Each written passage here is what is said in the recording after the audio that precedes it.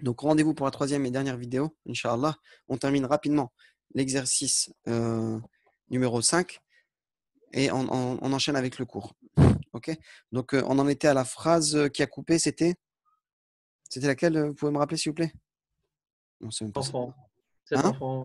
Cet enfant vivra. Ah ouais. À droite. Cet enfant Ouais. vivra dans ma maison. Elle avait traduit par سيعيش هذا الولد. Voilà. سيعيش هذا الولد في داري. Donc, bonne réponse. سيعيش هذا الولد vivra cet enfant dans ma maison. Le ya qui est ici, là, c'est ya al-milkiya. Ça avait coupé dans la vidéo d'avant. C'est ce qu'on appelle le ya de la possession. Ok? Donc, cet enfant vivra dans ma maison. Après, moi, j'avais mis une deuxième option. Ça m'arrivait de temps en temps de mettre une éventuelle deuxième possibilité. هذا الولد, tout simplement commencer en tant que phrase nominale et mettre un mubtada devant. هذا الولد, ce garçon, سيعيش, vivra dans ma maison. Fidari. Ok? Donc, les deux sont bons. Tu as pris celle-là, c'est bien. Ok? Tu avais une question, Abou Meira, je t'écoute. Bah, tu m'as répondu, non, c'est bon. Ah, d'accord. Ouais, tu avais dit Et en fait, سيعيش الولد ou waladu. non, le premier, هذا ولد, j'ai écrit ce que tu as écrit en premier là. هذا ولد سيعيش Ah, في الدار. tu as choisi cette version là-bas. Alhamdoulilah. Donc voilà, tu as choisi de mettre le nom devant. Bon, c'est bon aussi. Ok? Voilà, on continue. Zeynep croit que la chienne est dans sa chambre. Ok. Donc, c'est une phrase au présent. تحسب زينب أن الكلب في غرفتها. Voilà, c'est bien, mais par contre, tu as fait un peu comme les journalistes, enfin les anciens journalistes, tu n'as pas prononcé la dernière parole, la dernière Ah, la chienne lettre, Kalma, j'ai pas mis. alors Kalbat. qu'on était dans la phrase. Si Kalbata, si. Voilà, moi j'ai entendu al-kalba. تحسب زينب أن الكلبة في غرفتها, tout simplement. Zainab pense que la chienne est dans sa chambre. Ok? Donc voilà, on continue pour la prochaine phrase. Alors, le chat a bondi sur l'oiseau, mais l'oiseau s'est enfui. Alors, le chat a bondi sur l'oiseau, mais l'oiseau s'est enfui. Donc, وثب القط على الطائر لكن هرب الطائر. Ouais. Alors, attends. وثب القط على الطائر, t'as dit? C'est ça? لكن Ouais. لكن ضرب هرب. Ouais. لكن هرب et t'as mis الطائر. Bah alors écoute, si tu veux me faire cette version-là, alors je vais la réécrire. Elle est possible, mais il y a une erreur quand même. L'erreur, elle est dans quoi? Donc je vais mettre ici cette partie-là. Hop, je vais mettre une deuxième version. وثب القط على الطائر, c'est bien. Alors وثب القط على الطائر. Le chat a bondi sur l'oiseau. Moi j'ai mis لكن الطائر هرب. Moi j'ai choisi de mettre le fa'il de ce verbe-là, je l'ai mis ici. Mais comme il est devant la kinna, il passe en a, tout simplement. Parce qu'il fait partie des frères de inna, lui, la kin. Ok? Mais si je fais ta version à toi qui n'est pas fausse, dans ce cas-là, je devrais utiliser non pas la kin, mais la kinna, mais la akin. La kin avec un soukoun. C'est ce qu'elle a mis. Ah, ben elle n'a pas prononcé ça. Elle a prononcé la kinna. Voilà. Donc la kin, haraba at-ta'iru. Et dans ce cas-là, haraba at-ta'iru. Eh bien, la raison, ça sera bien ici avec une damma. Pourquoi? Parce que là, il prend sa place de fa'il qui est après le verbe. Voilà. Ici, j'ai dit que c'était le fa'il. Non, ce n'est même pas le fa'il. Ça, c'est, dans ce sens-là, ça serait le mubtada de cette phrase-là, à partir de là. Mais comme il est devant et qu'il y a la kin, il passe en a. Et haraba, son fa'il, il serait là. Haraba, huwa, mustatir, il serait caché. Il s'est enfui, lui, en parlant de l'oiseau. Haraba, huwa. Mustatir, taqdiruhu, huwa. Ok? Voilà. Et donc, ici, par contre, là, tu as choisi de mettre le fa'al juste après. Donc, lakin haraba at-ta'iru, c'est bon aussi. Si vous mettez cette phrase-là, c'est bon aussi. Donc, vous avez deux possibilités. Wathaba al-qittu ala at-ta'iri. Lakin at-ta'ira haraba, c'est bon. Et sinon, vous terminez la phrase par ça. Lakin haraba at-ta'iru. Ok? Donc c'était bien ça. Tac, tac, tac, tac. Mais l'oiseau s'est enfui. Donc toujours au passé. Donc mais l'oiseau s'est enfui. Mais l'oiseau s'est enfui. Donc c'est bon. Ok? Donc les deux sont bons ici. Mais de cette façon-là. Ok? Soit on met ça, soit on met ça. Les deux sont bons. Ok? On continue. Alors, cet homme est bien portant, mais il croit qu'il est malade. Donc tout est au présent. On continue. Ouais. Alors, moi j'ai écrit هذا رجل هذا الرجل. Voilà. هذا الرجل. صحيح Très bien. لكنه حاسب Stop. إن Ton lakinahu, c'est bien. C'est une autre possibilité. C'est bien, mais par contre, là, tu changes la traduction du texte parce que c'est bien au présent, mais il croit. Et toi, tu m'as mis le verbe au passé. Donc là, tu devras mettre ça, forcément. c'est quoi, c'est écrit quoi? C'est Yahsabu. Yahsabu et non pas hasiba. Ah, Tu vois? Yahsabu. Et on peut mettre, comme tu as dit ici, avec le لكنه lakinahu. Lakinahu, c'est possible aussi. Ok? Bon, j'ai mis ça, mais normalement, c'est lié. Il y a un nun qui vient se coller. Soit on met ça, lakin yahsabu, si on met le verbe directement. Lakin yahsabu. Et là, on repart dans cette phrase-là, dans cette tournure de phrase-là. Vas-y, je te laisse terminer. j'ai écrit إنه مريض. Voilà. Par contre, on dira lakin yahsabu. On ne dira pas inna, mais anna. Ok? Ce verbe hasiba, il est Ah, utilisé avec la particule anna. Il y a des termes qui sont utilisés avec la particule inna, par exemple. Et là, je vais faire une petite parenthèse qui est importante. Souvent, il y a plein de gens qui font cette erreur-là jusqu'à aujourd'hui. Le verbe qala, il dit que. Qala, il dit que. Le que dans ce cas-là, est-ce qu'on va mettre anna ou inna? La plupart des gens aujourd'hui, ils mettent anna. Qala anna. Mais c'est une erreur. Al-fasih, le plus éloquent, et même l'éloquent, de toute façon, c'est parce que c'est une erreur, ça se dit pas normalement. Qala inna. Il faut toujours utiliser le terme inna. C'est vrai que souvent, les gens, ils s'oublient, ils utilisent souvent le anna et ça, c'est automatiquement le que. Moi, je vous parle des francophones. Hein. Même chez les arabophones, on entend beaucoup disent qala anna. Qala anna. Mais le fasih, c'est ça. Et d'ailleurs, dans le Coran, chaque fois qu'Allah dit qala, il dit inna. Ok?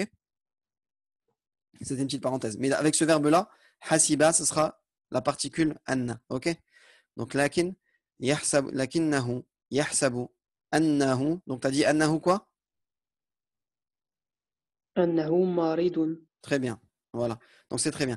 هذا الرجل صحيح لكنه يحسب أنه مريض. Ok, très bien. On continue. Phrase suivante.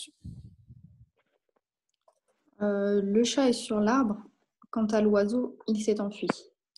Alors, voilà. Là, on a une phrase intéressante. Le chat est sur l'arbre. Quant à l'oiseau, il s'est enfui. Alors, comment on va traduire ça? القط على الشجرة أما الطائر فذهب. Fa. فذهب. Ah, Voilà, ah ouais, il s'est d'accord. enfui. Il s'est enfui, ce sera plutôt Ben, le verbe enfuir, il est traduit par haraba. ouais, Je haraba. sais qu'on en a parlé hier soir, vous étiez en train de corriger, mais moi, j'avais pas le texte devant mes yeux, je savais pas que c'était enfui. Moi, je croyais que vous parliez est parti. Tu m'as dit est parti, je t'ai dit dhahaba. Mais là, c'est s'enfuir. Et s'enfuir, c'est haraba. Ouais, Ok? haraba, excuse-moi. Je sais pas pourquoi j'ai noté ذهب. Al-qittu Haraba. ala shajarati amma at-ta'iru faharaba. Et ici, on va utiliser, ce qui est important, c'est qu'on va utiliser le fa. Quand on a un amma, souvent on utilise quant à l'oiseau. Donc, amma, je rappelle que ce n'est pas une particule c'est pas un harf jar. Donc, il reste en ou, il ne passe pas en i. Amma ta'iru faharaba. Ok? Mm. Il est, eh bien, il s'est enfui. Ok? On continue pour la dernière phrase et on passe au cours. Le chat et... Ah non, la souris a bu le lait du chat, puis elle est partie. Puis elle est partie. Ok. Sharabat attends. Farou. Oui, ben là, il y a une petite erreur. Pourquoi une petite erreur? Tu as mis un ta ta'nith. Tu as mis le ta du féminin. parce que tu as traduit en pensant ta phrase en français tout simplement. Et pour toi en français, la souris c'est féminin, tandis qu'en arabe, al-fa'ru c'est un C'est mot masculin. masculin. Ah. Et voilà. Donc si ça peut vous faciliter, traduisez le plus par le rat. Parce qu'en français, le rat c'est un mot masculin. Là, tu n'aurais pas fait cette erreur-là. Donc ce sera pas, il n'y aura pas de ta'nith. Shariba, al-fa'ru. Shariba. Ok? Faru. Labanu. Al-laba, non. Donc là, c'est une histoire de qui a fait l'action de boire et qu'est-ce qui a été bu. Qui a fait l'action de boire, c'est al-fa'ru. Shariba, C'est le rat. al-fa'ru. Donc lui, c'est le fa'al en ou. Et ça, c'est ce qu'on appelle le maf'ul bihi. C'est le COD. C'est ce qui a été bu. Donc ça sera en 1. Ok? Ah, ouais. Shariba al-fa'ru labana. Et après, on sait que c'est le lait du chien. Le lait du chat, pardon. Labana al-qitti. Le lait du chien. Donc là, c'est un modaf et un modaf ilayhi. Ok? Ouais, al-Qiti, j'avais mis ça, al-Qiti. Ouais, ben donc c'est Après, la j'ai qu'il faut mis- mettre ici. Voilà, labana al-qitti. Ensuite, je t'écoute. Après, j'ai mis Thumma. Thumma Zahaba. Mais pareil, j'avais mis Zahabat, mais c'est pas bon. Du coup, c'est Haraba. Ouais. Non, Thumma, là, c'est moi qui ai fait une erreur maintenant. Autant pour Ouais, moi. j'allais dire, c'est s'enfuir, ouais, c'est s'enfuir. Ouais, là, j'ai Harab. mis s'enfuir. Donc là, ici, c'est pas haraba, ce sera. Zahaba. Je Zahaba. vais mettre en vert. Dhahaba. Et là, ici, Sonia, tu peux utiliser ce terme-là. OK? Puisque, effectivement, dans le texte, Oui, et c'est ha, moi qui. Enfin, j'avais mis Dahabet parce que j'avais induit Sabrina en erreur. On l'avait fait puis ensemble. elle est partie. Et moi, quand j'ai fait la correction à cette époque-là, il y a 5 ans à peu près, enfin, il y a même plus, hein, bah, j'avais, je sais pas, j'ai cru voir ici s'enfuir. Donc, en fait, c'est parti. Donc, ça sera dhahaba ici. Dhahaba et non pas haraba. OK? Dhahaba. Thumma dhahaba. OK? Voilà. Donc, c'est fini. Par Je contre, vous Mohamed, laisse. j'ai une petite question. Du coup, même si c'est un Moudaf ilayhi, le lait du chat, donc on ne pouvait pas le laisser en Labanul Qitti. On était obligé de mettre la fatha Bah du oui, bah, Maf'ul bihi, en fait. bien sûr, ça change. C'est important parce que il faut savoir D'accord, que bah, je voulais malgré savoir. malgré qu'il ait un mondaf, le mondaf, Ouais. on a vu parmi les règles du mondaf. Alors, il ne prend pas de tanwin, il ne prend pas d'alif lam, mais aussi il se met au cas voulu dans la phrase. S'il doit être au D'accord, cas donc là, le fait nominatif que c'est un marfou, il sera Maf'ul bihi, marfou. c'est pas Comment? de règle, là, ouais.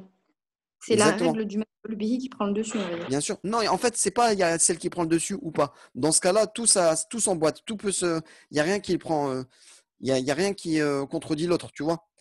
Hmm. La règle du mondaf ilayhi, du mondaf, c'est qu'il n'y a pas de tanwin, il n'y a pas d'alif lam, n'empêche pas que tu puisses le mettre en A, en ou ou en I. Donc, il D'accord, n'y a ouais. pas de une qui bat l'autre ou je ne sais quoi. Ça arrive dans certains cas où, par exemple, oui, on a, comment dire, on a, je sais pas, on a akalahu, par exemple, voilà. Annahu, voilà, ici, regardez. Ici, annahu. Anna, c'est ism, c'est un nasr, min an-nawasir. Yansuru ismahu. Ici, son ism, il est là. OK? Mais il est mabni. Ala dhamma. OK? Mais normalement, il est censé être en fatha. Mais bien sûr, comme il est fondé sur la dhamma, on ne peut pas le mettre en fatha. Ici, dans ce cas-là, oui, cet état-là, il surpasse l'état du fait qu'il devrait être mansoub, il devrait être au cas indirect, ce terme-là. Mais comme c'est un pronom, ben, il sera en tant que pronom et il restera comme ça. Mais dans ce cas-là, non, toutes les règles s'appliquent. Donc, shariba, al-fa'ru, labana, en tant que maf'ul bihi. OK? Donc voilà. En tant que maf'ul bihi, exactement. Et ensuite, c'est en même temps un mudaf. Et ça, c'est le mudaf ilayhi. Thumma dhahaba. Ici, bonne réponse, ici, erreur. Haraba, c'est faux. Dhahaba, il est parti. On continue. Donc, on va passer à la 17e leçon. Donc, d'après ce que j'avais fait, bon, à l'époque, quand on faisait les leçons, on avait fait on avait fait une interrogation à cet endroit-là. Je ne sais pas si on va la faire ou pas, on verra. Dans tous les cas, pour ceux qui suivent les cours sur YouTube, bien sûr, faire des pauses et faire des autocorrections ou des, comment dire, vous reprenez tout simplement, hein, vous reprenez un exercice que vous avez fait, par exemple ici ou celui-là, vous le reprenez, vous le faites comme si vous ne l'aviez pas devant vos yeux, vous avez vu les vidéos avec les corrections très bien, mais pour vous autocorriger, ben, vous choisissez un exercice comme ça dans le tas, et vous le refaites sans regarder les corrections, vu que vous aurez déjà les corrections que je vous donne là. Toutes les corrections que ça, normalement, vous êtes censé le noter dans un cahier aussi, les faire comme nous. OK? Donc, oui, c'est une forme de auto-interrogation. C'est ce que je faisais moi à l'époque. Donc, et je rappelle, hein, pour bien suivre les cours pour les personnes qui souhaiteraient les suivre sur YouTube, alors il vous faut juste le manuel, ok, de cette édition, ok. Il vous faudra un cahier, bien sûr, pour faire vos exercices et écouter les cours. Et une fois que vous avez fait vos exercices, suivre les vidéos des corrections sur la chaîne YouTube. Et vous pourrez parfaitement apprendre de cette façon, Inch'Allah. Ok. C'est comme si, en fait, il y a une personne qui m'a posé la question sur Twitter, qui m'a dit est-ce que les corrections de ces cours-là, de ce livre-là, sont trouvables sur Internet? Alors moi, je ne pense pas. Je ne pense pas parce que, comme on l'a lu dans la toute première introduction, c'est un livre qui est destiné à... Voilà, c'est un manuel qui s'adresse donc avant tout à des lycéens qui doivent travailler avec un professeur.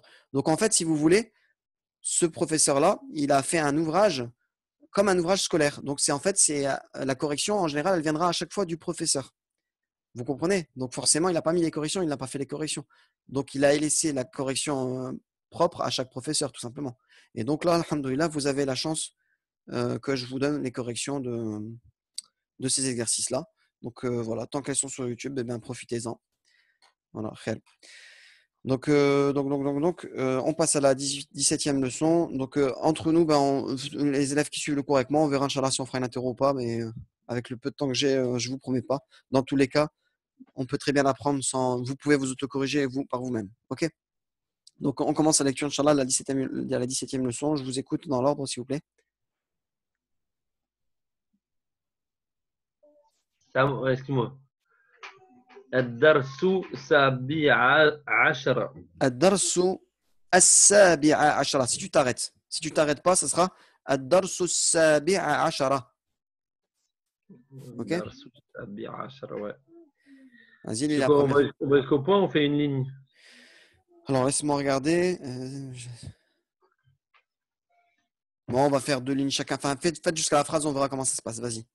Et en fonction de la lecture, je donnerai à d'autres personnes la façon de lire plus longtemps. OK? زينب جالسة على مقعد في بستان وأمامها على الأرض عش طائر. Voilà. Donc, je le relis. زينب جالسة على مقعد في البستان وأمامها على الأرض عش طائر. عش طائر. Et là, j'ai fait une correction parce qu'on ne voit pas très bien, mais il y a eu une erreur d'impression, je pense. Alors, corrigez maintenant. Il y a tanwin en in. Tu le savais, toi. Ouais. Voilà. عش طائر. Donc, je traduis. Alors, Zainab est assise sur un banc, maq'adin, fil bustani, dans le jardin. Wa amamaha, et devant elle, ala al-ardi, sur l'arbre. Alors, sous-entendu, il y a عش طائر. Il y a le nid d'un oiseau. On continue. Alors, Zainabou tabki. Très bien, continue. يقول لها نذير Voilà, continue ici. لماذا تبكين يا زينب. Voilà, si tu peux éteindre le micro, s'il te plaît. زينب تبكي يقول لها نذير لماذا تبكين يا زينب. Donc Zainab pleure au présent. يقول لها نذير. Nadir lui dit لماذا تبكين يا زينب. Pourquoi pleures-tu, ô Zainab? On continue. On est où là? On est là. زينب أبكي أن العش Non, لأن عش لأن العش سقط لأن العش voilà سقط من الساحات من الشجرة من الشجرة. Ok? Lis encore celle-là. نذير هل مات الطائر. Voilà. نذير هل مات الطائر. Alors, je relis. Donc, Zainabou, elle dit أبكي لأن العش سقط من الشجرة. أبكي لأن العش سقط من الشجرة. Je pleure parce que le nid est tombé de l'arbre. Ok? Nadir répond, Nadir, هل مات الطائر؟ هل مات الطائر؟ Nadir lui répond, il dit, est-ce que l'oiseau est mort? C'est-à-dire pas est mort, c'est-à-dire a été mort au passé. Enfin, alors attendez. Est-ce que l'oiseau est-ce que l'oiseau a été mort? En fait, on peut même traduire par du présent ici. Hal mata at-ta'iru. Est-ce que l'oiseau est mort? Est-ce que l'oiseau a été mort? Est-ce que l'oiseau a mouru, je pense? Je sais pas si on peut dire ça. Non, je pense pas. Enfin bref. Donc, on continue.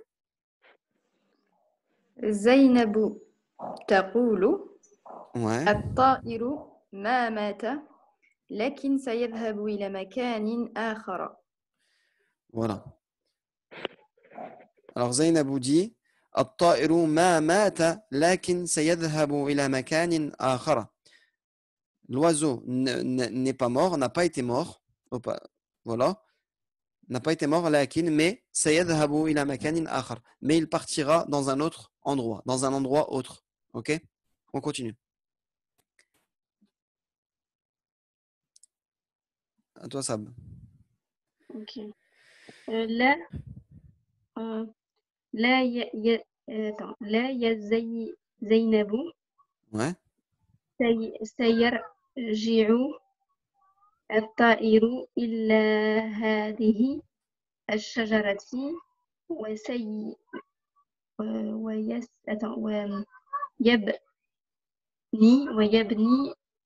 عشا. عشا آني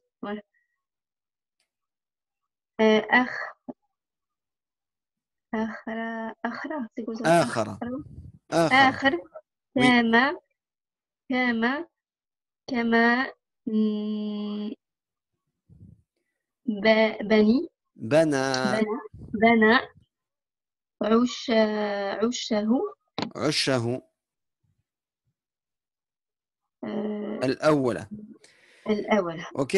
Donc, Nadir il dit لا يا زينب. Non, au Zainab. سيرجع الطائر إلى هذه الشجرة ويبني عشا آخر كما بنى عشه الأول.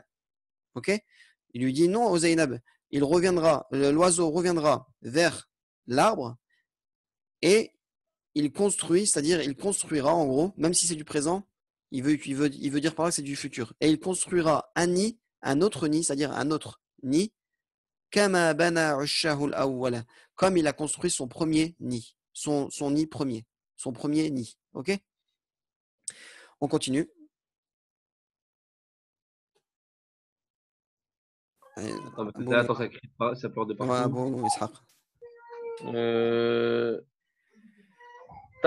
تدخل زينب الدار مع نذير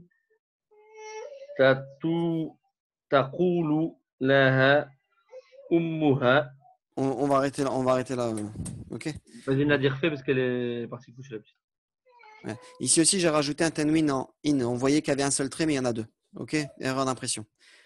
Alors, تدخل زينب الدار مع نذير تقول لها أمها. Donc, Zainab entre dans la maison avec Nadir et sa mère lui dit. On continue. On est où, subhanallah? Ici, là. Ya Zainabu Aynuki. Oui. C'est quoi? حمراء. فهل بكتي. فهل بكيتي. Donc, est-ce que tu as... Alors, voilà. Ya Zainabu, o Zainab, Aynuki hamra'u. Ton œil est rouge. فهل بكيتي. Est-ce que tu as donc pleuré? Est-ce que tu as pleuré donc Est-ce que tu as donc pleuré? On continue. Non, on va passer à une autre personne. يقول نذير نعم قد باكت لأنها تحسب أن الطائر لا يرجع إلى هذا البستان. Bon, ok. Alors, يقول نذير نعم قد بكت لأنها تحسب أن الطائر لا يرجع إلى هذا البستان. Donc, Nadir lui dit, oui, elle a certes pleuré, لأنها تحسب, car elle pense que l'oiseau لا يرجع إلى هذا البستان, ne reviendra pas vers ce jardin. Ok? On continue pour la. Tu peux faire les deux dernières, Sabrina. Ou alors t'en fais une et on va repasser à Issa. Voilà, fais une petite ici, vas-y. ال ال اليوم الأم, la mère. الأم و و وأبت وأنت وأنت يا نذير هل non, يا نذير رو. C'est الياء المنادي. ياء المنادي. هل بكيت. Alors la mère elle dit الأم وأنت يا نذير هل بكيت. Et toi, ô Nadir, est-ce que tu as pleuré? On répond. À toi, Aïssa.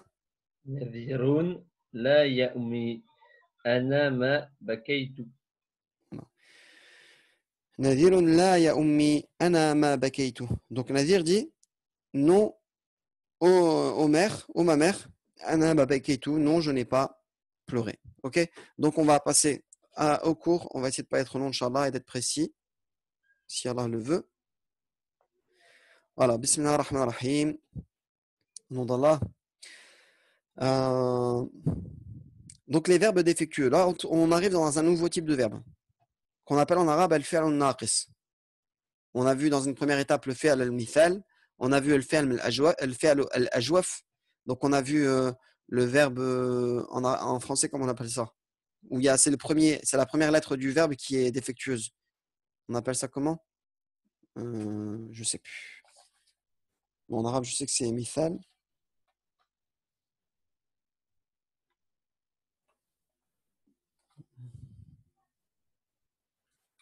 Comment il appelait ce verbe-là?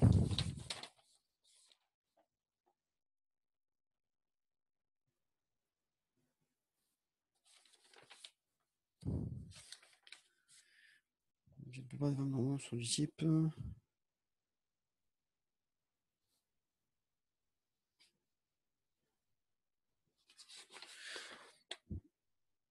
Ouais, on appelle ça un verbe assimilé. Voilà, assimilé en français.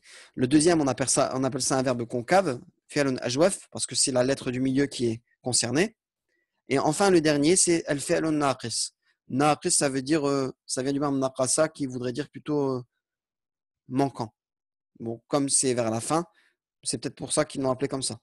C'est la dernière lettre qui est défectueuse. Donc, baka yabki et bana yabni, on voit bien qu'il y a ce qu'on appelle un alif ici, maqsoura. Alors, le alif maqsoura, je pense qu'on avait parlé dans les tout premiers cours, et je comparais souvent à un alif cassé, dans le sens où le verbe kasara, ça veut dire casser. Mais en vrai, ce n'est pas vraiment le verbe kasara, ça vient du verbe qasara, qui est plutôt du terme raccourcir. Ok? Donc, on dit bien maqsour et pas maqsour. Ok? Mais ça ne change pas que ça reste quand même un alif. Et moi, je donnais un exemple pour se rappeler, vu il descend comme ça. Je donnais un exemple et je donne un exemple par. Je le comparais à un verbe, l'alif qui est cassé, qui est tombé. Ok? Ça pourrait être littéralement le alif qui est raccourci. Al-maqsour. Enfin, khair. On va lire un petit peu au sujet de ça. Donc, on appelle verbe défectueux les verbes dont la troisième radicale est un waouh ou un ya. Ça, on l'avait déjà vu. C'est ce qu'on appelle des harf illa, des lettres faibles, le waouh ou le ya. Dans ce texte, nous avons deux verbes défectueux avec un ya à l'inaccompli. Donc, baka, yebki, le ya à l'inaccompli au présent, c'est ça. On dira yebki. Et bana, yabni, construire. Donc, pleurer et construire. Lorsque ici, la troisième radicale est représentée par un ya sans point, donc là, l'auteur, il utilise ça, il appelle ça par un ya sans point, c'est pas faux. Parce qu'on l'écrit quand même comme un ya sans point. Mais on appelle ça un alif maqsour, qui est différent du alif mamdoud. L'alif al-mamdoud, c'est celui-là. C'est comme ici. Da'a, shaka, regardez, il part en hauteur. Bon, je le laisse entre parenthèses, ça sera l'objet du prochain cours, mais voyez qu'il y a une différence entre ces verbes-là, da'a et shaka, dans l'écriture. Et ici, bana, baka. Les deux, alors c'est différent. Là, on l'écrit comme un ya sans point et l'autre, on l'écrit comme un alif. Mais les deux, ce sont des alifs. Et on les prononcera comme des alifs, tout simplement. À retenir ça. On le prononce toujours comme un alif. Qu'il soit maqsour comme ça, ou même doud, comme on l'a vu juste avant. C'est ce qu'on appelle des alifs à prendre en prononciation. Ok? Donc, dans ce texte, on a deux lèvres comme ça. Lorsque on a deux verbes comme ça, lorsque, comme ici, la troisième radicale est représentée par un ya sans point, c'est que cette troisième radicale est un ya. Donc, ça, c'est important.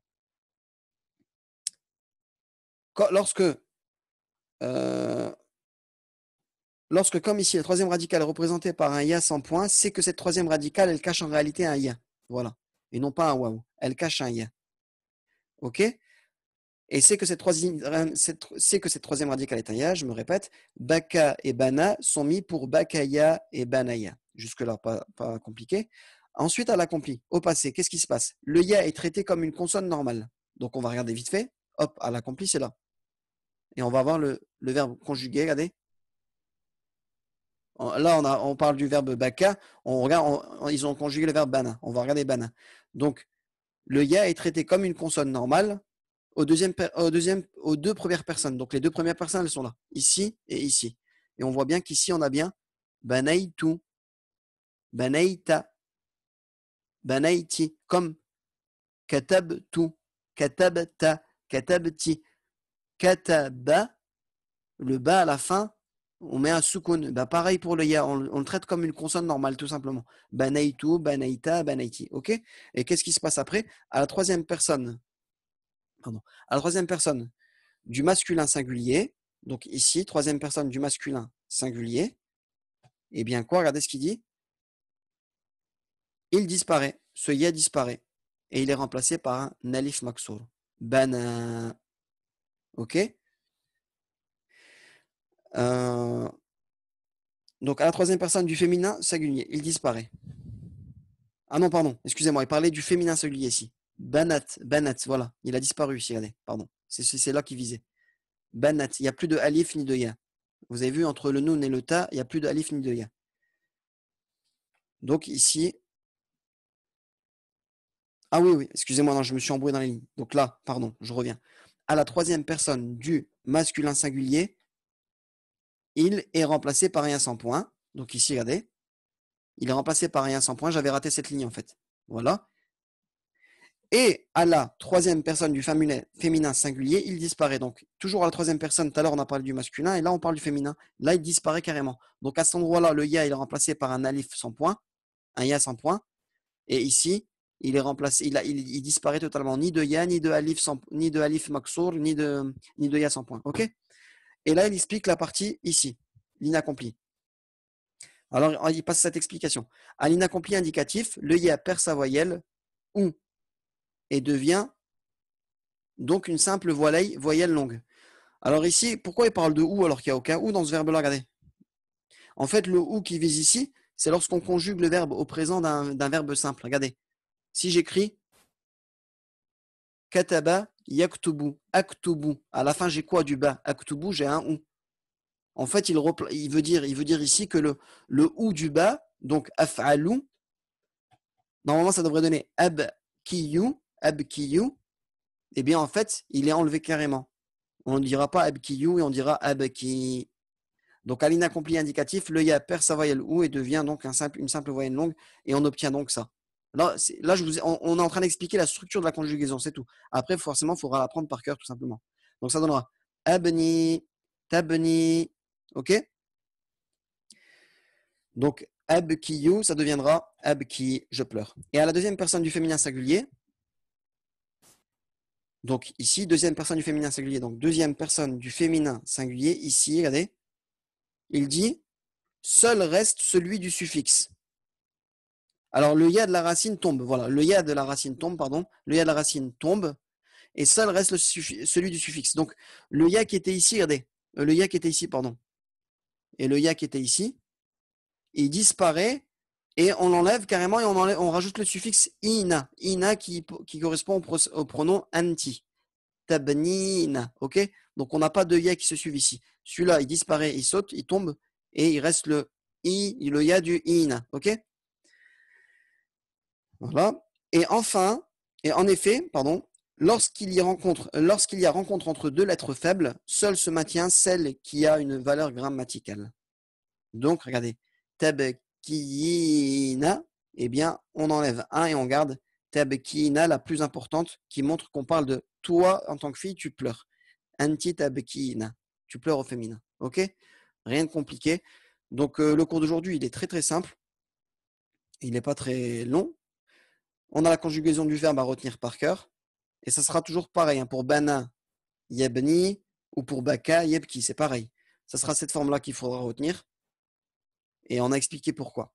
Donc, maintenant, dernière petite précision.